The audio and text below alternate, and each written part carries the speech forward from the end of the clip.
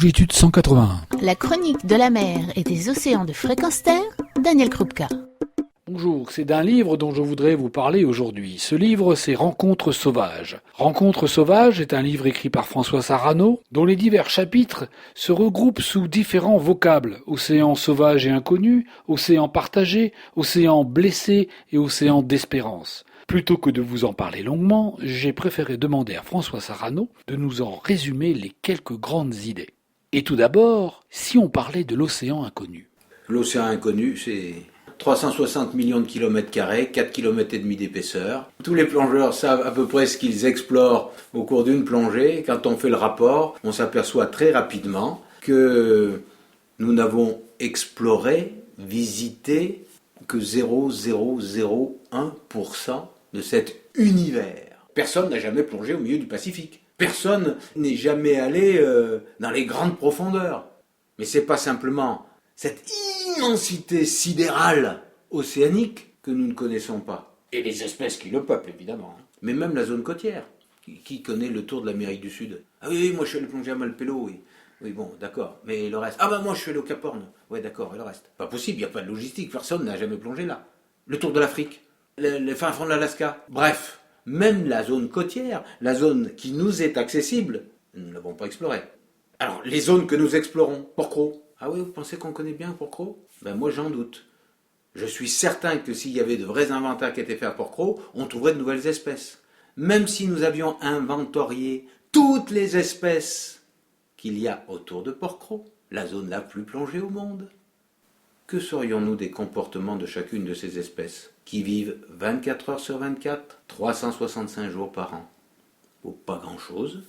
Peut-être que ceux qui étudient le mieux le mérou sauraient décrire à peu près son cycle de vie, mais je ne suis pas certain qu'ils sauraient nous dire où vont les petits, ce qu'ils font. En deux mots, nous ne connaissons pas les comportements des 240 000 espèces marines qui ont été décrites à ce jour. Et pas simplement les comportements. Une espèce, ça n'est pas une forme, ça ne se limite pas à sa description morphologique. Une espèce, c'est défini par les relations qu'elle tisse avec les autres espèces. Et là, pour le comprendre, il faut être sous l'eau en permanence avec elle. À partir du moment où je sors l'espèce pour la décrire, je nie le vivant, je romps ses relations, donc j'ai rien compris au vivant. Donc il nous reste un long chemin à parcourir pour connaître un tout petit peu les quelques espèces qui nous sont accessibles. Cet océan inconnu doit-il être partagé?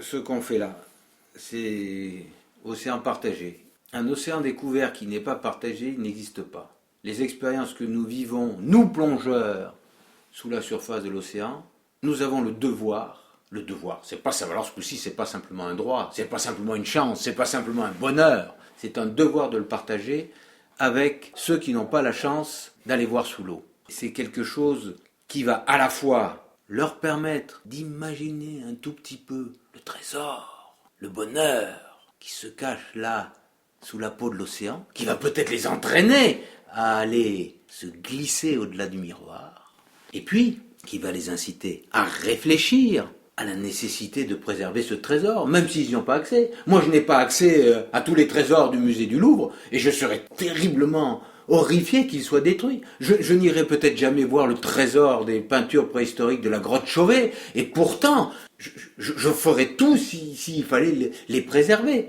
C'est important, même si on n'y a pas accès, de savoir que cette diversité biologique, cette diversité culturelle est préservée, parce que c'est ça qui fait la richesse de la planète. Et puis encore une fois, une expérience, elle prend son sens, quelle qu'elle soit, au moment du partage. Que ce partage soit au cours de l'expérience, mais surtout au-delà, lorsque au retour, on va voir ses amis, on va voir ses parents, on va voir tous ceux qui sont là et qui n'ont pas vécu ça. C'est ça qui donne un sens à tout ce que nous faisons. Dans votre livre, François Sarano, les rencontres sont sauvages et merveilleuses. Mais l'océan n'est-il pas aussi blessé? Oui, la mer est blessée, on ne cesse de le répéter, pollution, urbanisation délirante le long des côtes, surpêche, mais ça ne suffit pas de le dire, il faut militer, il faut rejoindre des associations comme Longitude 181 qui mettent tout ce qu'elles peuvent en œuvre pour convaincre chacun d'entre nous et les personnes qui ont les décisions de créer des réserves marines où on va laisser la nature se développer en paix. Mais peut-on avoir une espérance pour l'océan? Ou autrement dit, y a-t-il un océan d'espérance possible? On parle beaucoup de cet océan blessé, mais ce à quoi je crois, moi, c'est aux possibilités de renouveau, c'est aux possibilités d'offrir à nos enfants une mer qui est plus riche qu'aujourd'hui. Lorsqu'on visite les réserves marines, lorsque on regarde les populations de mammifères marins qui ont toutes retrouvé un essor formidable depuis que on les respecte et depuis qu'on leur offre un espace à eux, ce que j'appelle un espace de liberté, eh bien, à la fois on voit leur essor, et j'insiste là-dessus, on ne fait pas que le voir, chacun en profite. Nous augmentons notre richesse. Il faut qu'on se rende compte que la vie sur cette planète, c'est notre richesse à tous. Plus on la laisse se développer, plus nous sommes riches. Plus nous l'agressons, plus nous la voyons s'étioler, plus nous nous appauvrissons. On aime la diversité. Nous sentons que la diversité, c'est de la richesse. Nous nous rendons bien compte que l'uniformité, c'est un appauvrissement, c'est une régression. C'est encore une fois cette diversité qui n'est pas simplement quelque chose qui est plus agréable, c'est quelque chose qui, du point de vue du vivant, du point de vue biologique, assoit la résistance de la vie sur la planète. Donc notre résistance à nous, donc notre richesse de vie. Vous avez entendu quelques-unes des réflexions de François Sarano que je vous propose de découvrir dans ce livre Rencontres sauvages, paru aux éditions Gap et que je vous recommande chaudement.